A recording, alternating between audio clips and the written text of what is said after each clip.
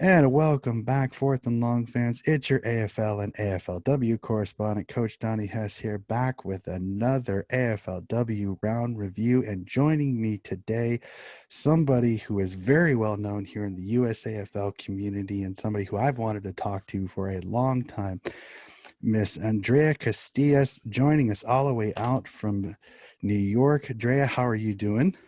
I'm doing well, Donnie. How are you? I am not doing too bad. It is a pleasure to finally actually talk to you in person, though virtually. It is still in person, in my personal opinion. Um, for those of that are watching this who are not involved with the USAFL and know kind of your CV of all the things that you have done out in New York with the New York Magpies, I'll let you have the opportunity to kind of introduce yourself and kind of say what you do with the New York Magpies. Yeah. Well, thanks for having me on. I mean, it's always great to hear all the voices that you are speaking to and all the personalities that you get to talk about AFL, and it's just great to see it grow even from this virtual world that we're all living in. Yeah, so thanks for that. So yeah, currently I live in Brooklyn, and I've been here for well over a decade, and I play for the New York Magpies. I'm also the president for the Magpies.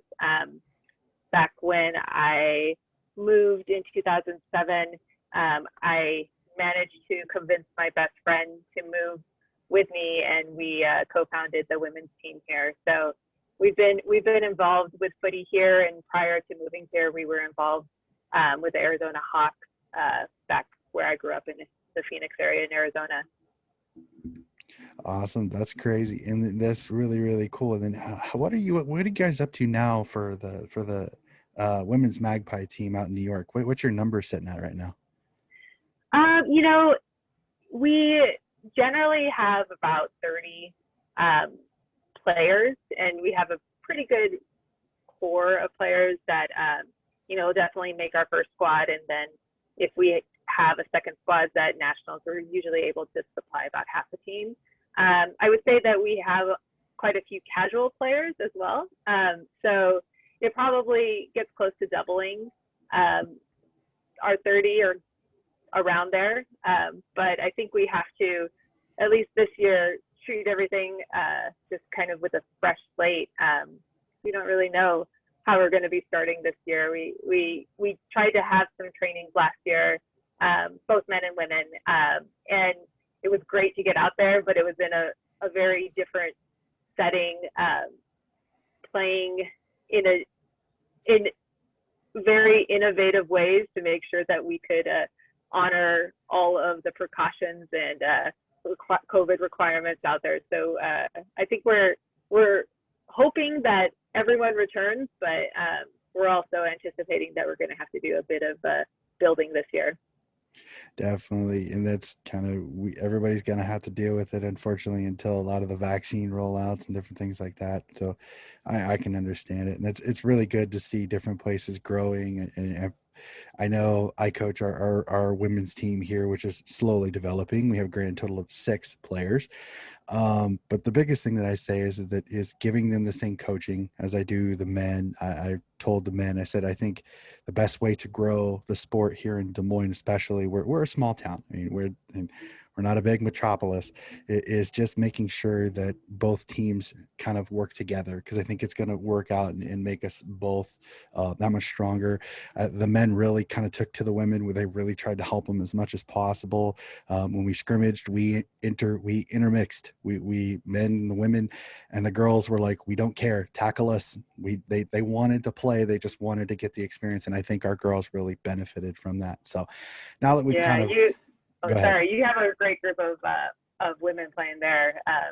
Yeah, it's humble, I'm sure, with the 6 players, but all you need is the good, healthy, positive community to get it started, and it just kind of goes from there. Yeah, and we're looking to grow. We know we have time, and it's a very, very young amount of ladies, and we're going to continue to work on that. Hopefully we can get to play this year. we'll cross our fingers, we'll knock on wood, we'll do everything we can. But so we are here to talk AFLW. Let's head over to Australia. The first game of round 3, a very interesting round here, some very interesting scores. Let's hit the first game of the week. The Doggies take on the Geelong Cats, a 24-9 win for the Doggies, winning by 16. I got to ask Drea, what did you think of this first game of the day?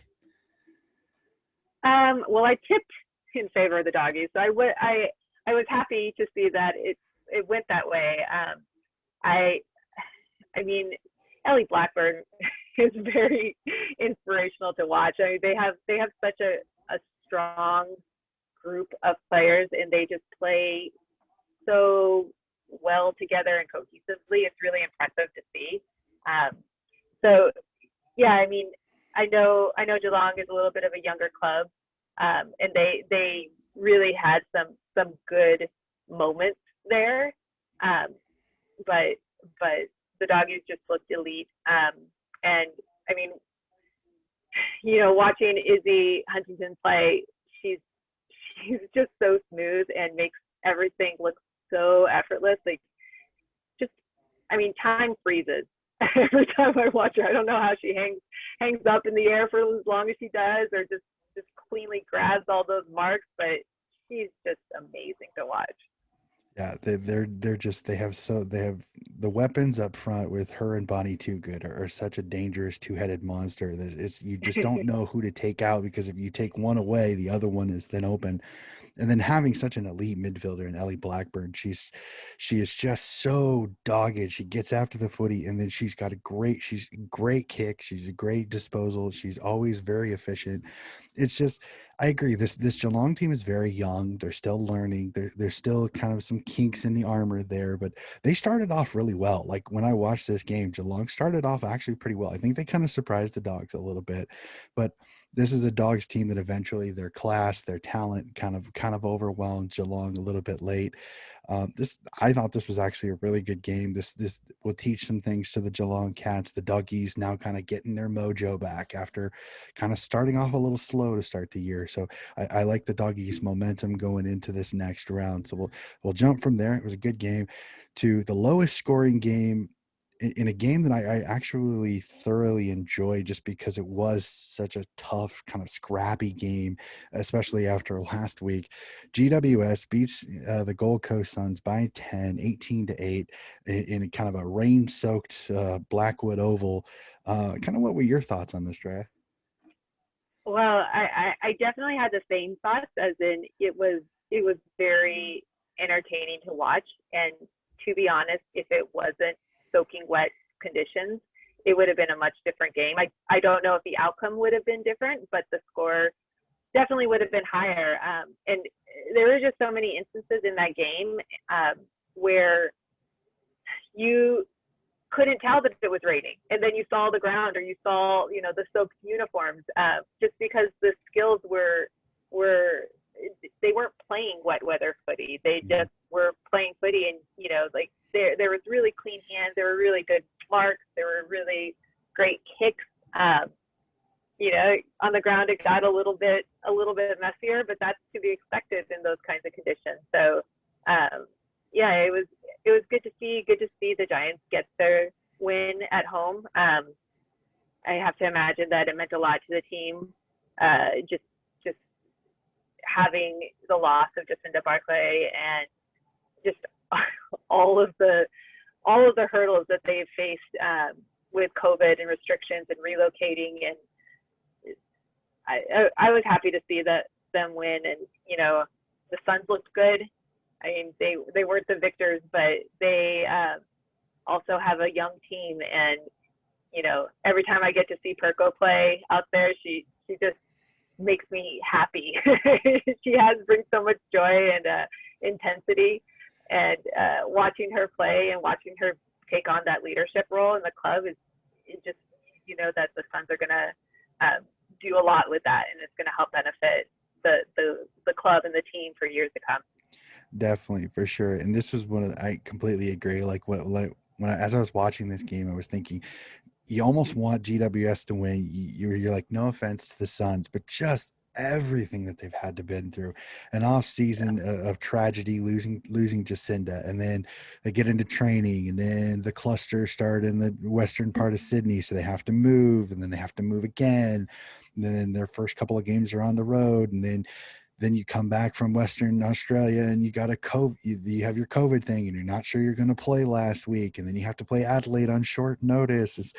GWS has been through so much that it was almost one of those, you almost had to cheer for them because they've been through so much.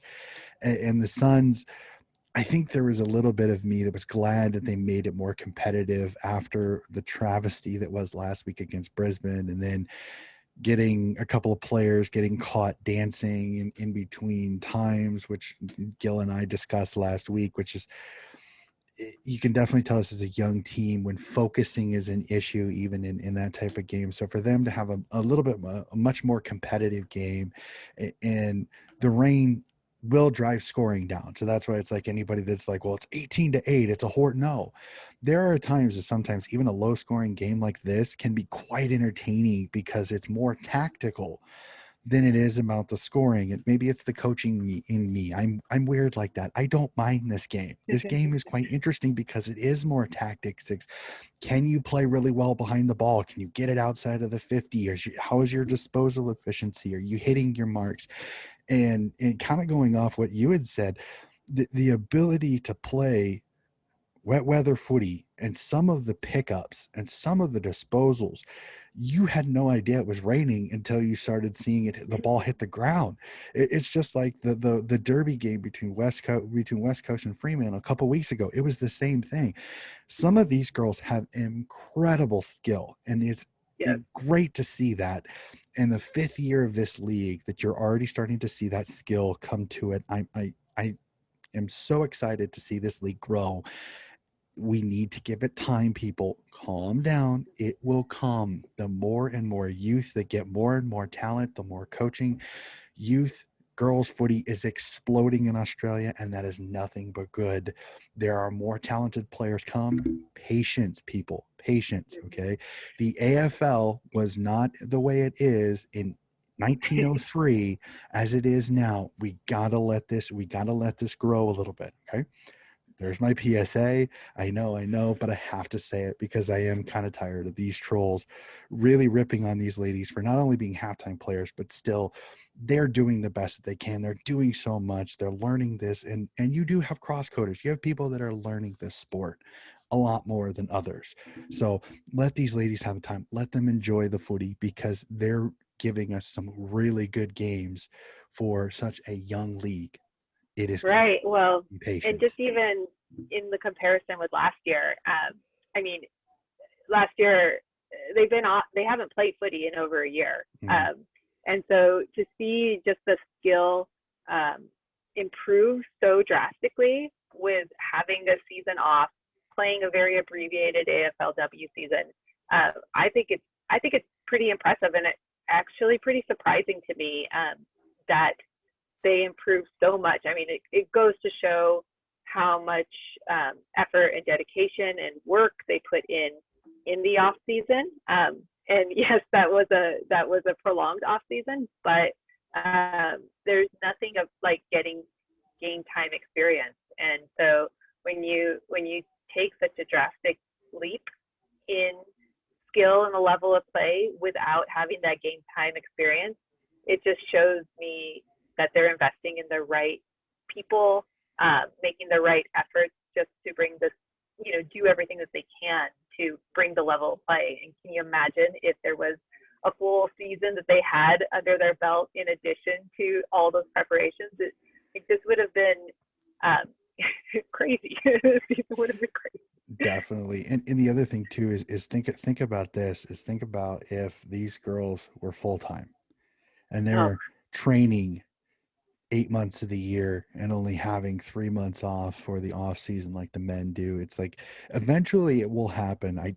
It's coming. It just needs time. It just needs time. Trust me, people, and it will be gorgeous when it does happen. Trust me, it will happen. I think it will. So we'll move from that now that we've had our PSA to continue women's footy.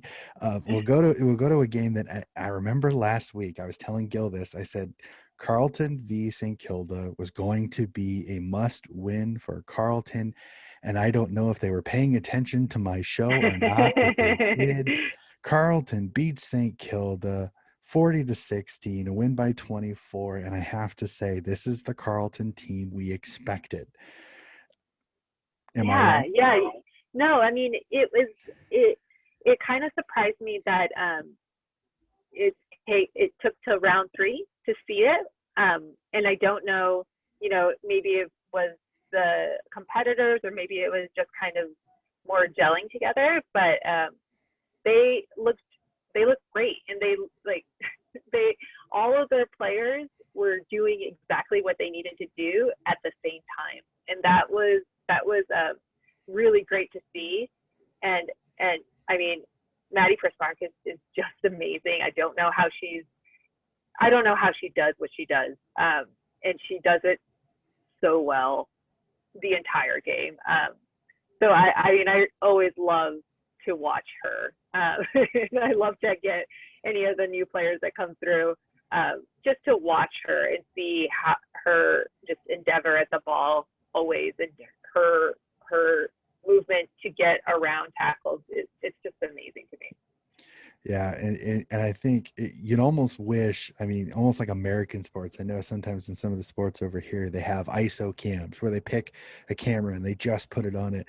And it would Yeah, almost be fascinating to just have an ISO cam on her, because her movement without the ball is always fun to watch sometimes. Just the way she gets into the contest and gets to the footy. And then she had that great snap goal midway through the second quarter that was absolutely gorgeous. It's like, this is the Carlton we expected. This is the Carlton that I think a lot of people said is a finals team, a potential for a flag, because the talent is there. When you have Taylor Harris up front, who's an absolute ball magnet when she rises up for those marks. Pisparkis is an absolute ball hawk. She's there everywhere with the footy is. This is a team that has the skill to get to a flag. The question is, can they put it together?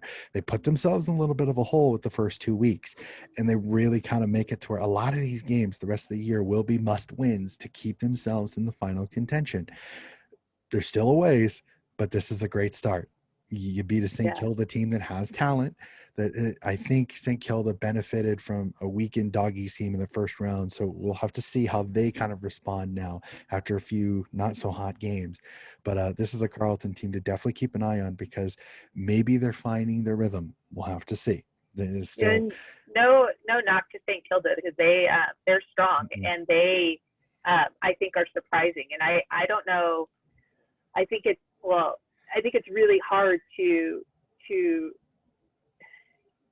quite pinpoint exactly how they're like they can beat you in so many different angles, mm-mm. and they have so many surprising players that are very creative, and that makes it almost unpredictable when you're trying to play against someone that can kind of do anything. Mm-hmm. It's a little bit harder to defend or guard any of those types of players. So I really like to watch them, because of how exciting they are, and just all of those players they're so athletic, um, and really great to watch. So I mean, yes, Carlton beat them, but I don't think that was an easy thing for Carlton to do.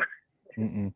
No, and St. Kilda's got some youth in that midfield that I cannot wait to see develop. That young girl Patrikios is an absolute. Oh, she's a Her gun. her and Prasparkas are going to be a midfield battle I am going to love watching for years to come, because they're both so good with the footy. They're both electric when they get the footy in their hands, and they know how to find it. They know how to get to the contest.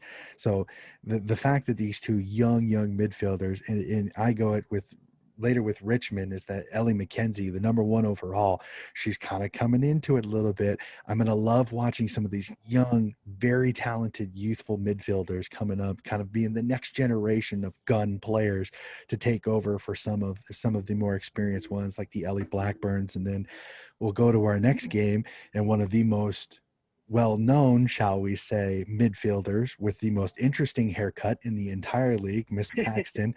You have to be a gun to be able to rock a mullet. And this game right here, the Melbourne Demons find a way to knock off North Melbourne by 11, 60-51. I mean, Drea, I got to admit, this one shocked me. This was the upset of the year. Yeah, so I didn't, this one was, I didn't know who was going to win this one. I wouldn't have been surprised either way. And really the score, I mean, it ended with a goal kick. So it wasn't like the score was even 9 points at the end. So I loved watching this game. I thought it was really interesting that they put Daisy in the back. I mean, it was a smart move, and it helped.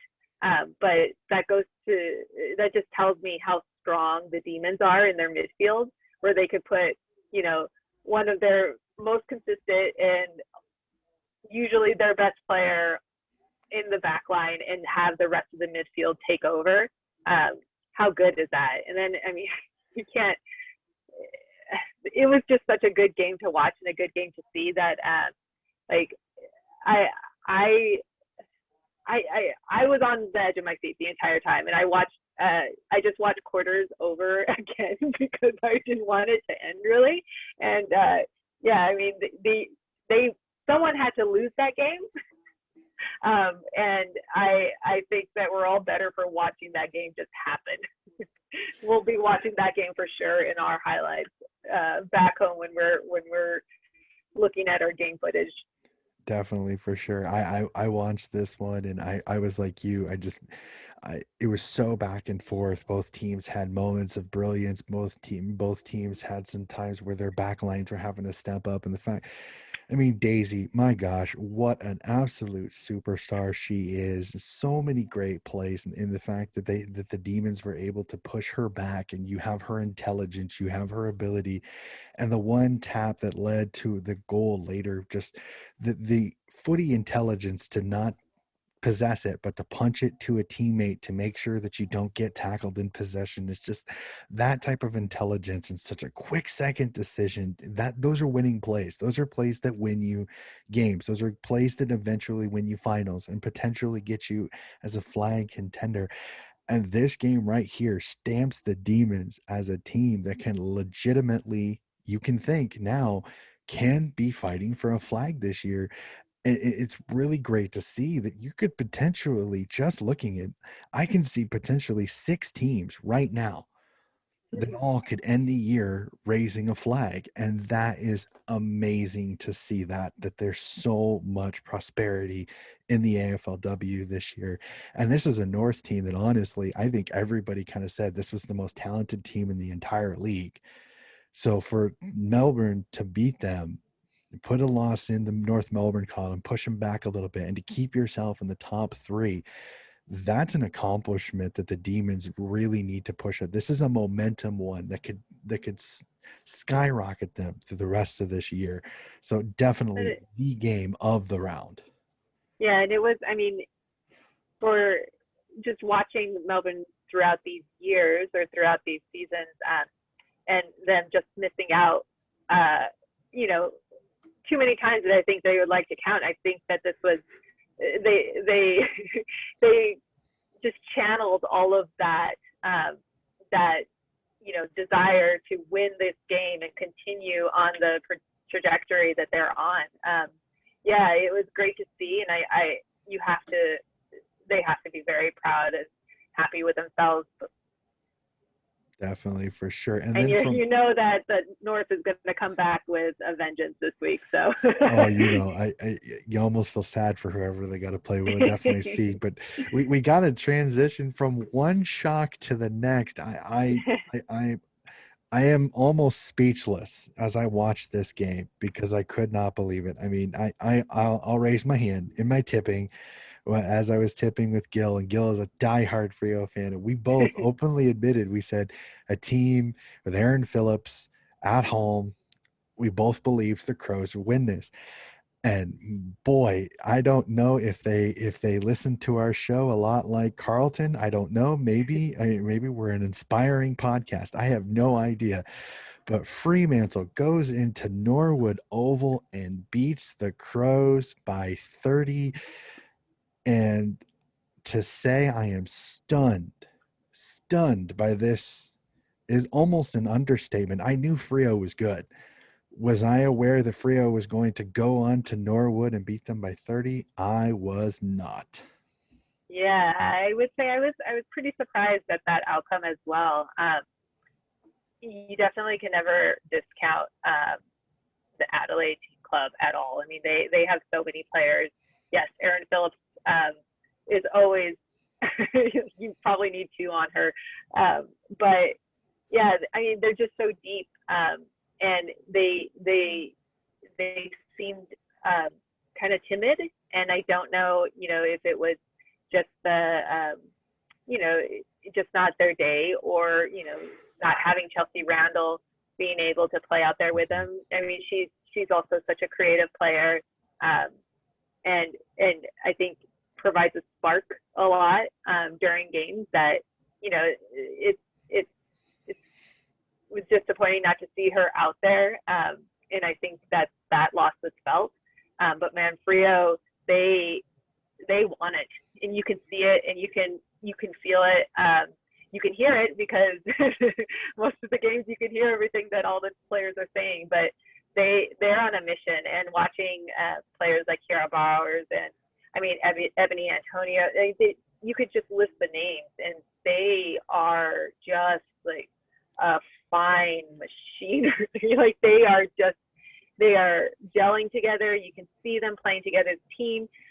Not only are they executing amazingly, but they I mean, in for New York, we always ask the players, and our coach Christina is always like, are you playing with joy? And you can see that they're playing with joy. They love that they're playing. They know that they're playing well. They know that they're gelling.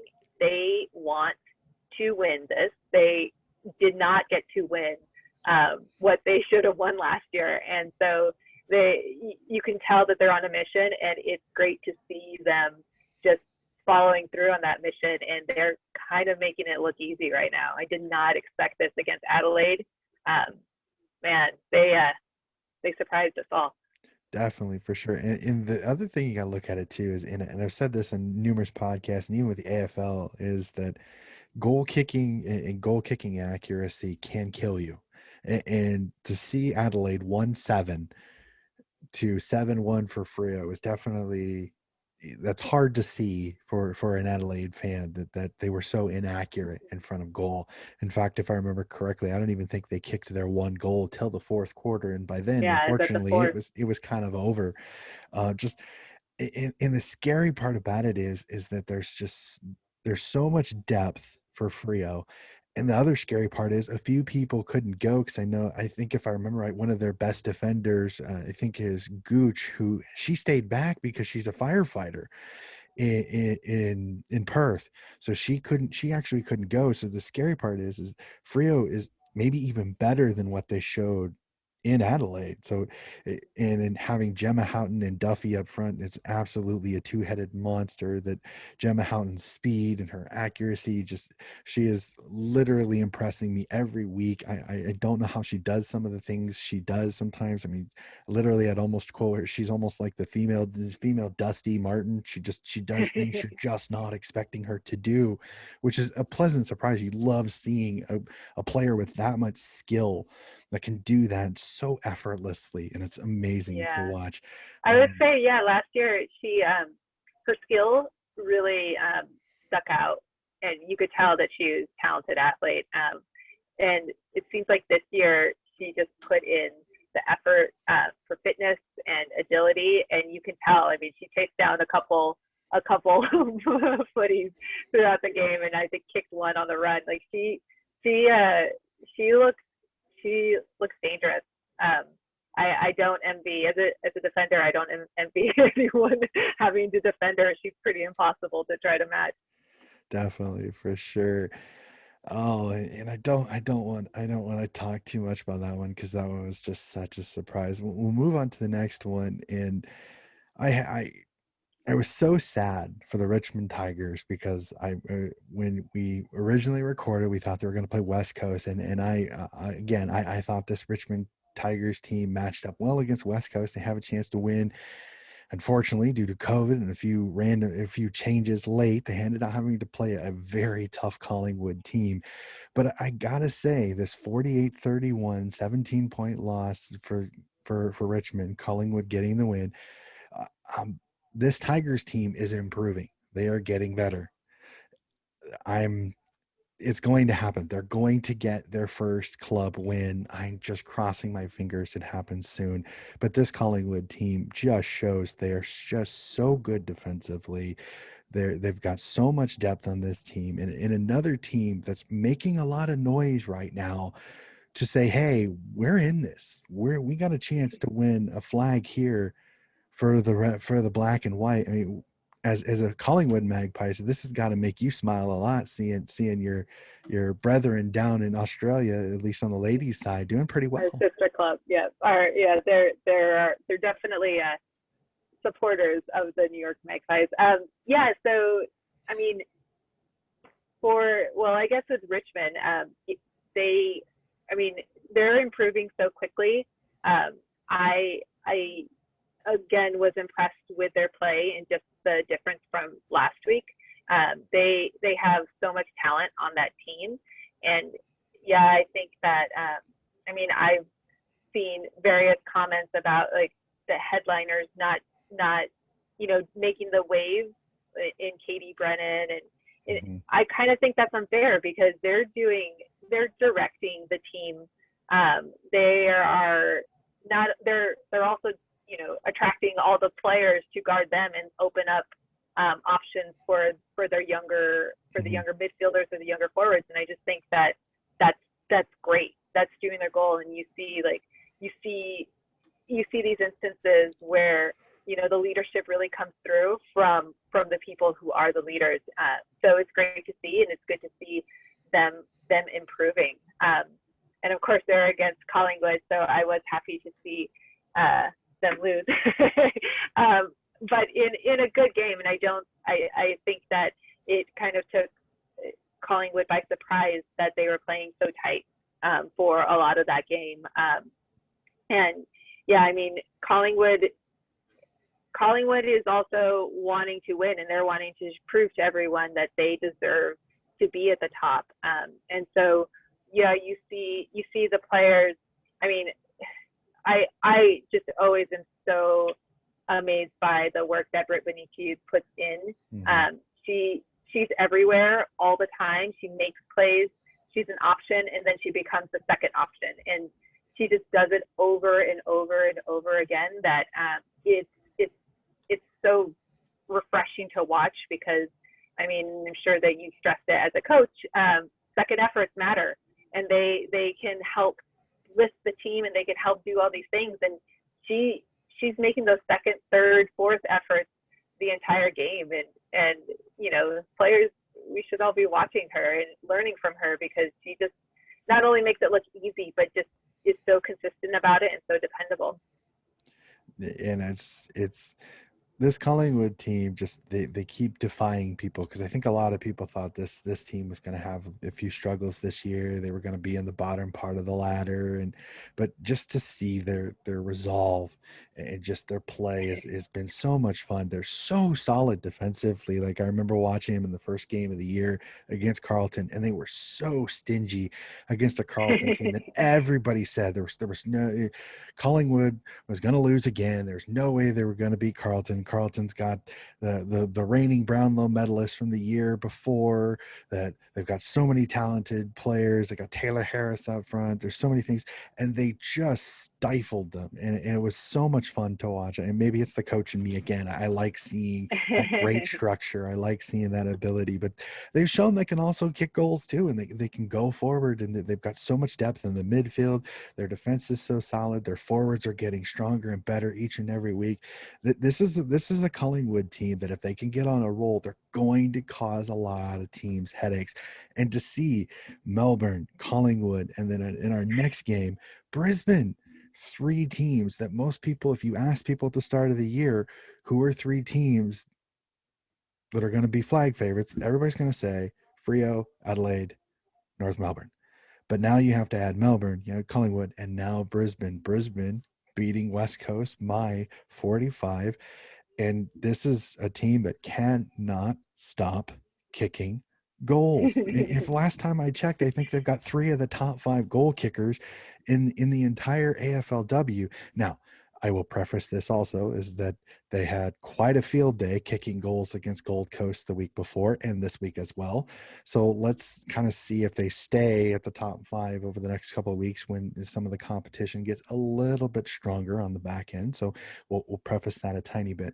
But this Brisbane team is continuing to show that they're no pushover either. Right. Yeah. And yes, West Coast is they're a younger team, and they are, still developing with all of the talent that they have on that team. So I was, I thought that they did put up a good effort, which was great to see. I do think that for Brisbane, I probably have not had the most challenging teams to start out, but I do think that as a team that wants to be in the top, you have to make sure that even though you're playing teams that aren't as strong, that you are still playing your game and not anything else. And I think that they're doing that. They're putting in the time to make sure that, when they're come to play the other teams, that everything is ready to go. So I think that it's good for them. It's good to get that enthusiasm and that confidence going into the harder end of the season. It's proven to be a very unpredictable season for the teams. I can't imagine having to prepare to play clubs without actually knowing who you're going to play.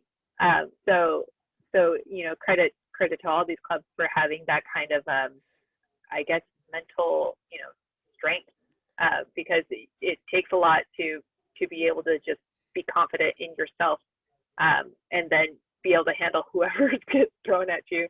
But yeah, it's great to see Brisbane doing it. I mean, they have such a fun, seemingly fun club culture that I love to watch them. I love to see them celebrate together on the field. I love to see them have their dance contest in the locker room.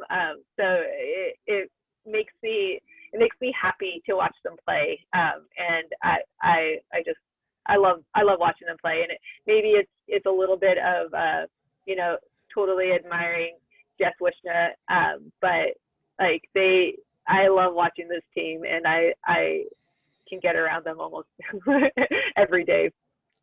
Definitely, and they're definitely going to see some step up in competition, and I'm very intrigued to see how they handle it. But when you can win the games you're supposed to win, that's a sign. You got to win those games. You can't struggle in those. If you can put up big numbers for percentages, those are great things to have. Mm-hmm. And you've had 2 weeks that you've done what you're supposed to do. You've got to put up big points against lower ranked teams, so that they're on the right track. And looking at the fixture schedule, this week steps up their competition quite significantly. But okay, so we are 3 weeks into the season. And I thought I'd do something really, really interesting here. So we're 3 weeks into the season and we're having the rotating fixtures. As a fan, I wanted to ask this. Do you like the fact that we don't know the fixtures, or is it a little frustrating that we can't go, well, in 2 rounds, you're going to get this team, and this team? I mean, for me, I guess when I see the fixtures come out for the men, I know all 22 games most of the time. This last year, the exception. Okay, we all know that. but I'm almost more intrigued not knowing, because then every week is a surprise. It's kind of like, oh, the fixture's out. Who's playing who? So it's really kind of interesting. So am I weird for kind of being kind of intrigued by this floating fixture to where it's kind of a surprise? I mean, I'm the type of footy fan where I can see the score or not see the score. I'm going to watch the game. It doesn't matter. I don't need to prep. I don't need to know. I am going to watch all of these games back to back to back to back. And so not knowing hasn't really impacted me so much, Mm-hmm. but I do wonder how it is for the teams. I mean, I think that you probably have two mentalities. One is just like throw anyone at us, we're ready, which I love. And then also, there might be the strategy involved as far as making sure that the matchups are right, or whoever. So it's hard for me to separate the fan from the player. Sometimes it's a little bit Mm-hmm. easier for me to do it with the men's teams, but with the women's teams, I kind of put myself there, and I only would like to know for my coaches. I don't need to know. Maybe that would be the best compromise. I don't need to Mm-hmm. know. Just give me whoever. But I'm sure my coaches would like to have a little bit more preparation than that. And I did hear, like for Frio, I think that they had to travel with less of a coaching staff that they're used to. And so there's other issues, I think, with not knowing who you're playing with or not knowing how the season's going to look. But of course, that hasn't affected Frio. So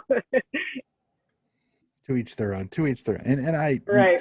I like I said, it's the pure fan in me is very intrigued, because, like I said, each week that the fixture came out. In fact, funny story for the people listening. I told Drea before we hopped on mic here is that I had messaged her saying, well, we might want to wait until the fixture comes out. And then conveniently, I was watching the games that week, and the fixture literally came up like 10 minutes after I had messaged her. So I had to laugh at myself a little bit, the fact that the fixture happened to come out almost perfect timing in that situation for that. And we were talking a little bit before, Mike, and I wanted to let you have this little moment. There was an article that you found, and I want to let you have your soapbox moment, because I thought it was absolutely awesome. You caught an article about how some of the finances has kind of changed some of the coaching staffs for the men, and you had a suggestion. I will let you have the floor for this one. Yeah. No, I mean, the article just had to do with the funding and cuts to some of the development programs for the men, and I mean, it's sad, and you don't want to see that happen at all, because these are all athletes, pursuing their love and their talent for this great game. But it's also reminiscent of just the constraints that a lot of women have to deal with in every sport. And, you don't want to have a race to the bottom to kind of equalize the limitations that everyone will now have. But, there are ways that we could do this without the money, and there's more maybe sweat energy or time, energy, just things that can happen to help make sure that these development, opportunities still exist.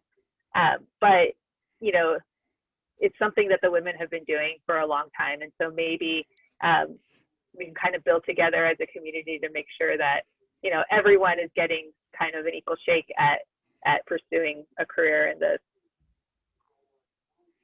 That's my soapbox. Yeah, that's absolutely awesome. I love that. And it's like, yeah, it's like sending them your email. So if you need any help with figuring this out, we know somebody that'll help you. So oh man, there's a whole league of great people in Australia that have grown and developed and just nurtured the women's footy, but like just from all ages. And I've seen them now kind of just sit with this glory that they're seeing, and seeing all the talent that's coming through. But that was no small effort that went into making sure that even the academies and the gateways and just all these things that everyone has the opportunities to now play in exist, because even when I was there my very first time, they didn't exist. So, just seeing the work that like Shiloh Curtis and just all these other women have done is just amazing.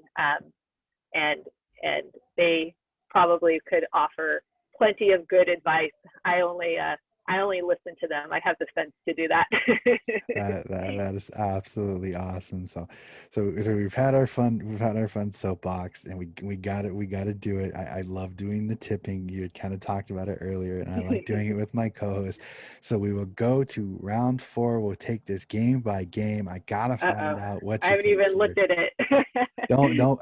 We'll go through each game. We can kind of talk right. about it. I'm not keeping track. I thought about it there for a bit just to kind of see, but I thought, yeah, you know what, this tipping is for fun. It's anybody that wants to go back and listen to each episode, they can if they want to. I'm not going to worry about it. So first game of the round, Friday night in Australia, we have St Kilda hosting the Geelong Cats. This is a very intriguing one for me. What are you thinking on this one? Who do you got? Ooh, this is going to be a hard one. I think it's going to be a really good game. Mm-hmm. Man, I might tip St Kilda in this, just because I think that I've been really impressed with their midfield and their youth players. But I might change my mind too, because I think that it's going to be that good of a game. This is an intriguing one for me because I agree. This Geelong team is so young that I think that's going to take them a little bit. Each week, I think they're going to progress. They're going to get tougher and tougher to play as the season goes on.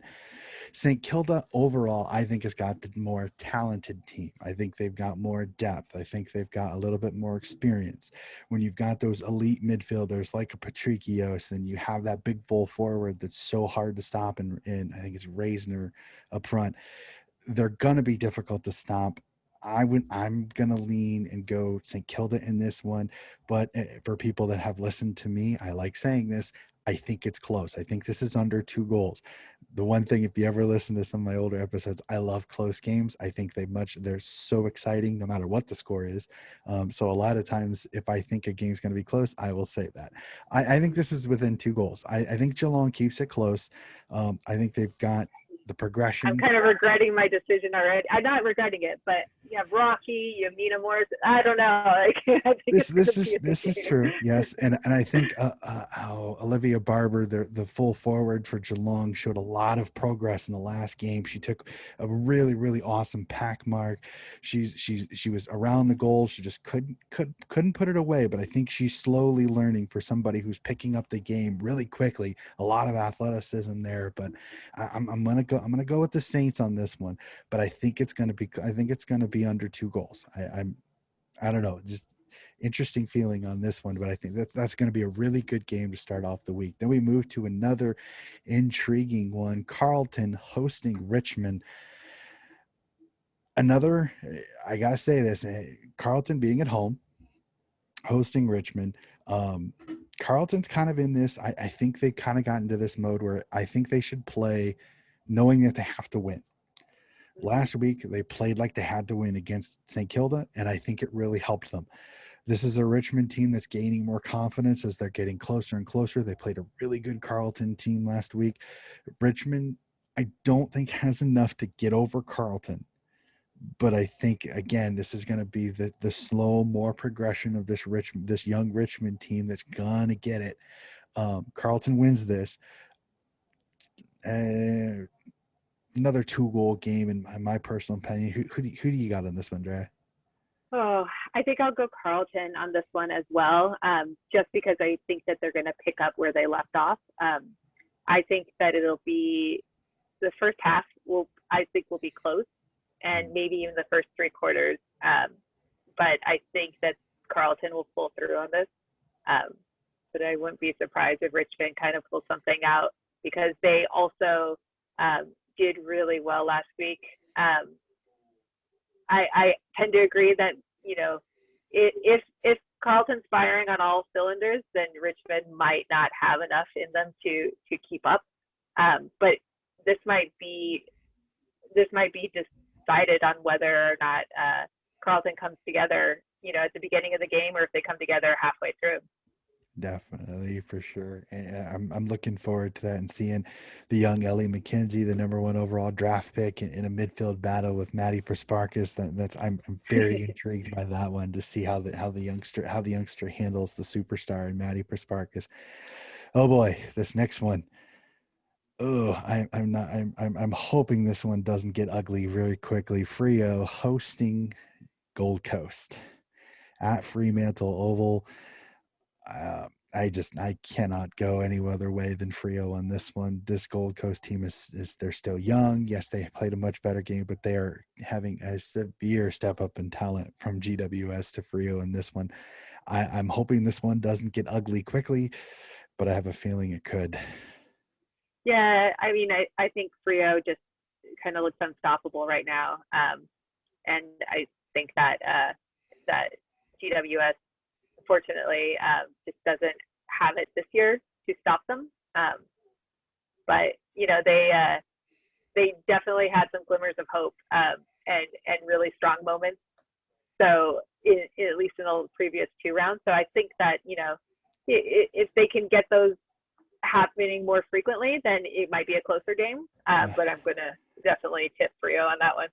Yeah, this Gold Coast team just need just some more progression. It's going to be fun. And this, the only thing that I worry sometimes is when everybody thinks you're going to win this one, sometimes these are trap games. But I think playing West Coast earlier in the year, where they kind of played down to the opponent again, it was downpouring, so it usually evens out everything. If the weather is nice, this could get ugly quickly. But we'll definitely have to see. Wow, the next 3 games are going to be absolutely amazing. Here we go. First game, your beloved Collingwood Magpies got to go to Marvel Stadium to play North. Oh boy. What do you? I'll defer to you on this one, Drea. What do you think? Do you think your Pies can pull one out on this one? I think that the Pies have it in them to I think they have it in them to disappoint people as far as winning that game. I mean, you got Bree Dave, you have all of these players that are amazingly strong. North is a strong team as well, so we'll see. I mean, what Collingwood needs to do is really establish that they should be on the top, and North is going to have, they're going to want some retribution for the loss last week. So, I mean, it'll be a great game. I think that it'll be a really good challenge for Collingwood to test their confidence right now, and I'm excited for this one. But I'm tipping for Collingwood. Oh boy, this one's tough. I love Collingwood's defense. I think that they've been so solid this year.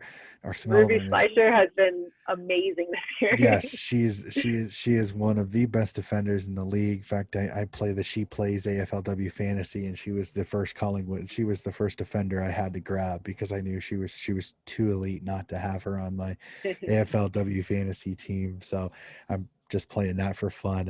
I'm still learning on that one, but I'm gonna tip North in this one. But this is gonna be a good one. This just does not scream anything, nothing more than a couple of goals or less game. I'm really hoping this game builds up it, and the fact that it's going to be at Marvel Stadium is amazing.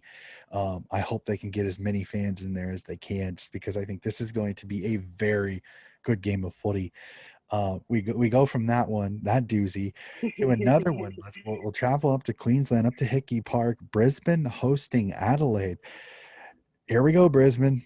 Here's your test. Here, now we get to see, are you legitimate, or are you benefiting from some of the lower teams in this league? Drea, what do you think? This is a tough one. Adelaide had something to prove from the last game. they need to get it together if they want to be in the top. Brisbane knows that they're going to be a challenge, and it's a challenging game every time they play each other. So I think that Brisbane knows how to play Adelaide, and I'm not sure that Adelaide knows how to play Brisbane right now. They have a lot of exciting goal kickers. They have a lot of exciting players, and I don't know from last week whether Adelaide has a good answer for that. So I'll tip Brisbane, and I am hesitating just because I'm hoping that Chelsea Randall's back, and with her and Aaron Phillips and all of their other players, that could be, an ill thought out tip, but I'm going to tip Brisbane on that. Here, I'll make you feel a little better. I've been looking at this on this entire time, and I've been going, okay, can I tip Brisbane? And I'm gonna tip Brisbane, and I'll point out just a couple of things. A loss like that at home can damage your confidence big time. Now, this is an Adelaide team that's very experienced. They have a lot of players that have multiple flags. Have they ever really been pushed this much in any of their flag winning seasons? I do not believe so. I think that loss can damage your confidence a lot. You've got to go on the road up to Brisbane.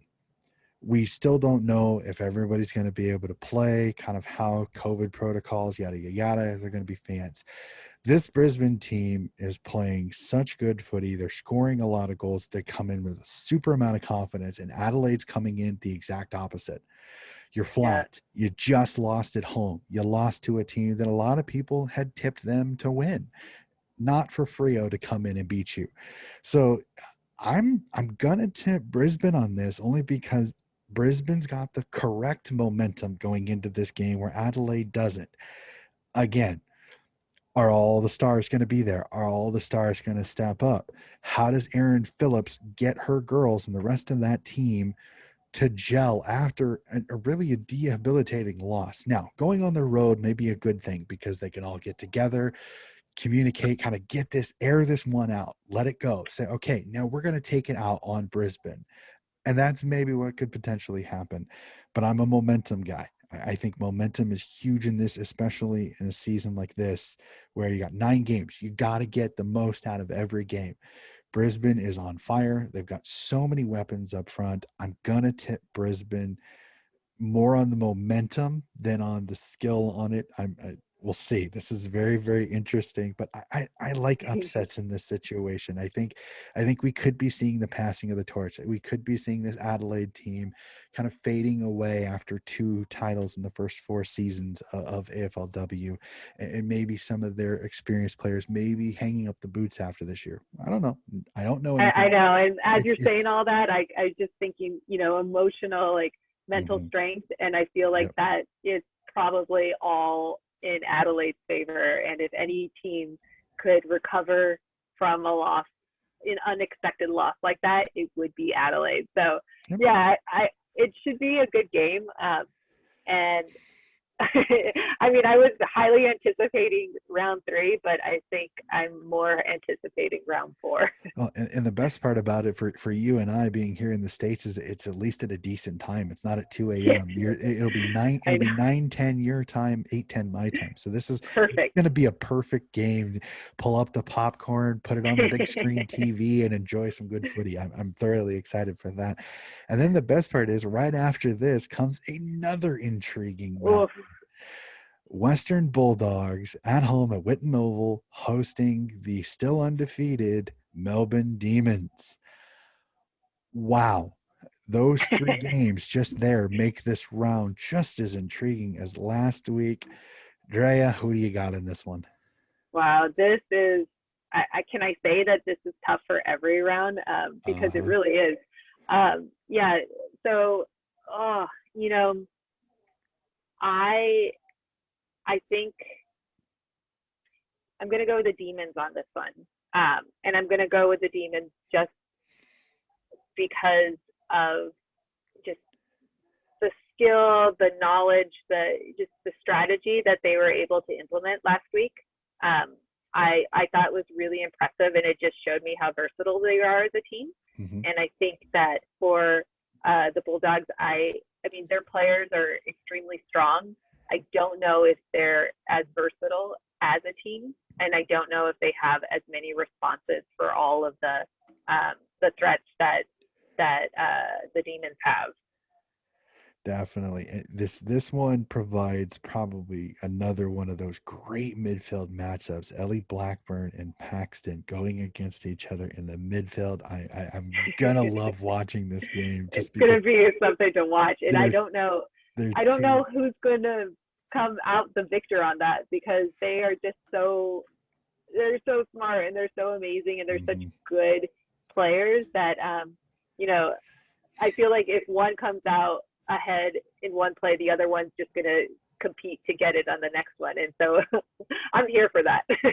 I agree, and this is where what we kind of talked about earlier when we were going over the the North Melbourne game is how do they use Daisy Pierce?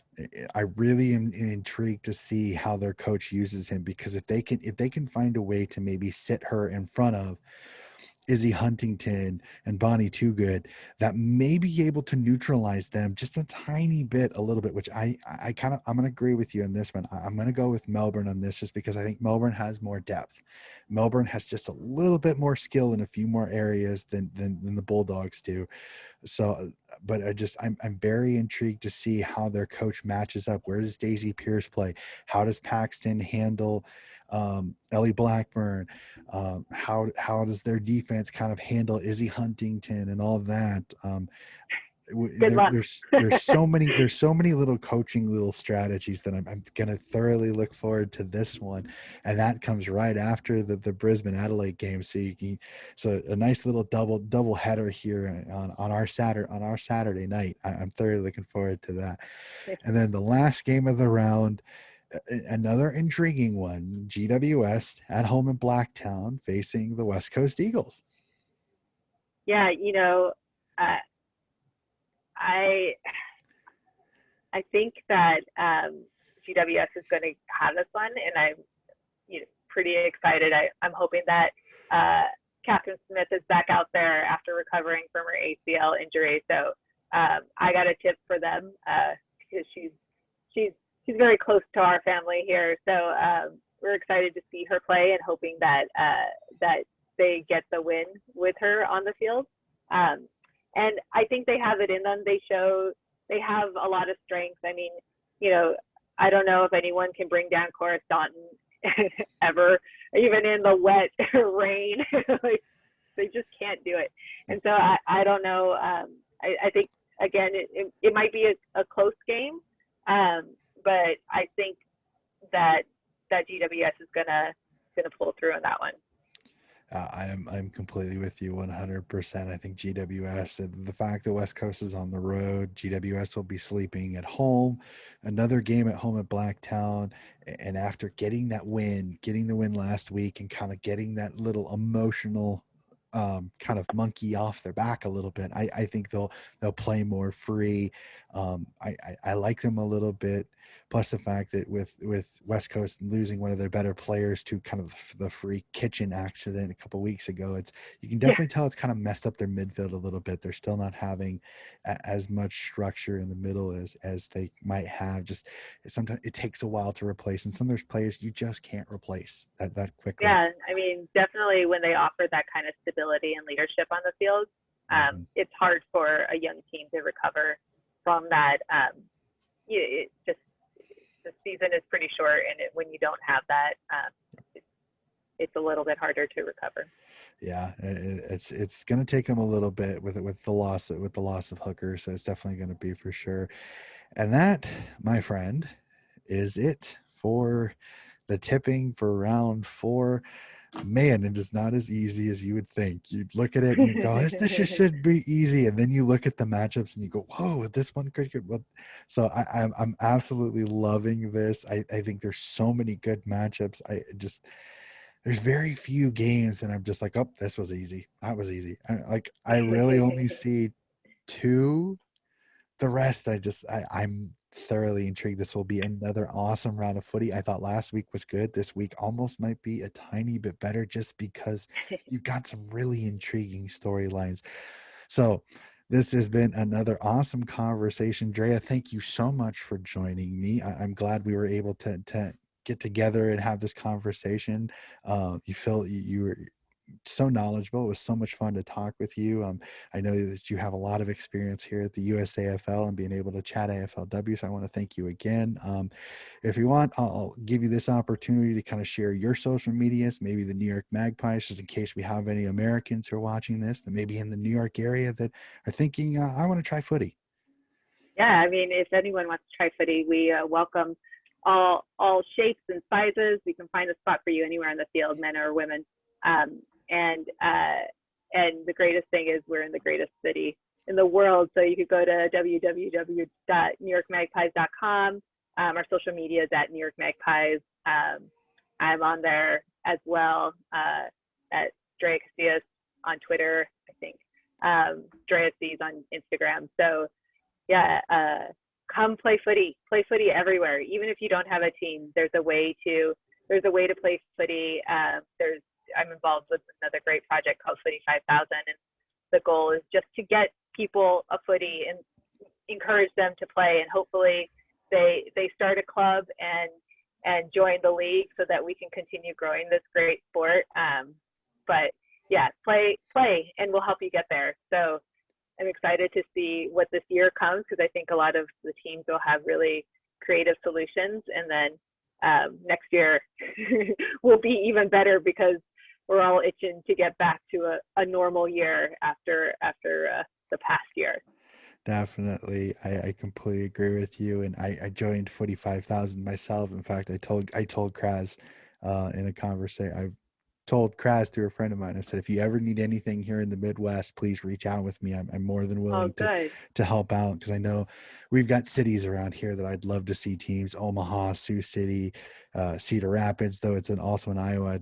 I'd love to start doing some more stuff here and around the Midwest, because unfortunately right now we've only got 4 teams, with Chicago, Madison, Minnesota, and ourselves, with Kansas City and Milwaukee kind of dormant right now.